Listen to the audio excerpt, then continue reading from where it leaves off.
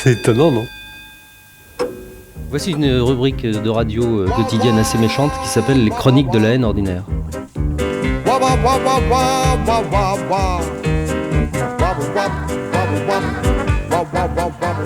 Il y a misère et misère.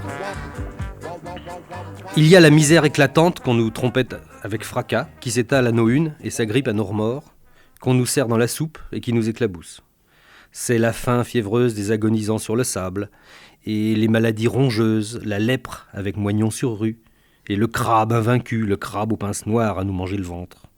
Et les génocides un peu trop loin pour qu'ici l'on soupire, mais les génocides bien sûr. Et la pauvreté des villes aux usines fermées, et les enfants d'Orient, moins hauts que leurs fusils qu'on fait trotter au front. Et puis il y a la misère de série B qui ne vaut pas le détour. D'ailleurs on ne la voit même pas.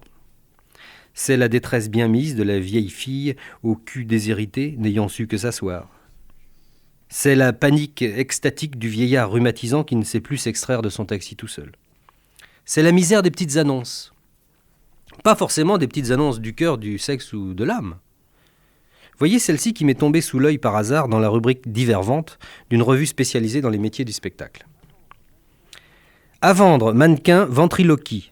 Système américain invisible, garçonnet de 6 ans, vrais cheveux, smoking bleu nuit, vernis noir, matériel de professionnel, prix 12 000 francs. Vendu avec corbeau très comique, 85 cm, prix 1000 francs. Suivait bien sûr un nom et un numéro de téléphone.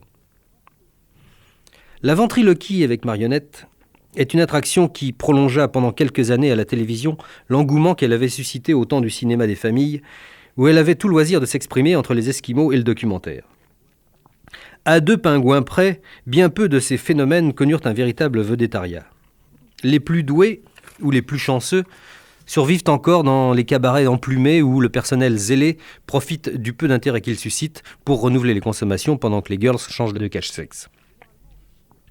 Généralement, l'humour suranné de ces fantaisistes hypogastriques met en boîte des chanteurs morts avant Pétain, ou un ministre de la 4e République qui aurait fait un bon mot au moment des conflits sociaux de 1947. Ou bien encore, exhumant de leur mémoire en chômage des velléités de satire contre la guerre des sexes, raniment-ils soudain l'anachronique conflit entre le gendre et la belle-mère. Le tout servi, avec une voix de canard meurtri insultante aux portes qui grincent, à des publics texans ou nippons, accourus en ces lieux pour voir bouger des culs pailletés. Alors, un soir, ou bien plutôt à l'aube, en sortant du Paris Folies par la porte de derrière, pour que les belles dames et les messieurs bien mis ne voient pas les marques pelées de sa misère sur son manteau de drap, le ventriloque se dit qu'il en a marre. Il ouvre sa voiture gamelle pour rentrer à Saint-Denis. À la place du mort, il dépose avec douceur le pantin rigolard qui s'appelle Philémon, quelquefois Roudoudou. Ce soir, il oublie de lui attacher sa ceinture. Mais il lui demande, comme ça, par réflexe, et puis d'ailleurs il n'a personne d'autre à qui parler, « Et toi, Philémon, t'en as pas marre de faire le con tous les soirs de la vie pour ces gens qui s'en foutent ?» Le ventriloque et son pantin n'iront plus au Paris Folies. Le ventriloque ira vivre chez son fils Aramis qui a réussi dans les affaires. Il habitera dans le petit pavillon au fond du parc à Saint-Rémy-de-Chevreuse. L'été, il soignera les roses et gardera les meubles de style et les grands crus classés quand les enfants seront aux îles. L'hiver, il attendra l'été. Et comme il a sa dignité, il va vendre le pantin Philémon pour pouvoir s'acheter du mazout. Alors le ventriloque prend dans ses bras le pantin Philémon, qui est son enfant. C'est lui qui l'a fait, c'est lui qui lui a collé les vrais cheveux, un à un. C'est lui qui lui a cousu le smoking bleu nuit et le système américain invisible. Il l'allonge doucement sur la table à repasser, avec une brosse à dents, la même depuis 35 ans, monsieur. Il fait briller une dernière fois les vernis noirs. Et puis, avec toujours la même délicatesse, il couche le pantin Philémon à côté du corbeau très comique de 85 cm, dans la mallette satinée qui leur servait jadis pendant les tournées des cinémas de campagne.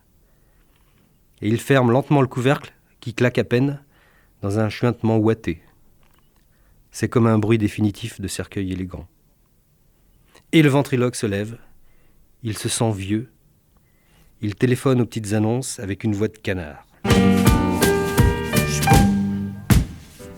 Quant au mois de mars, je le dis sans aucune arrière-pensée printanière, je ne serais pas autrement surpris d'apprendre qu'il a passé l'hiver pas plus tard qu'aujourd'hui.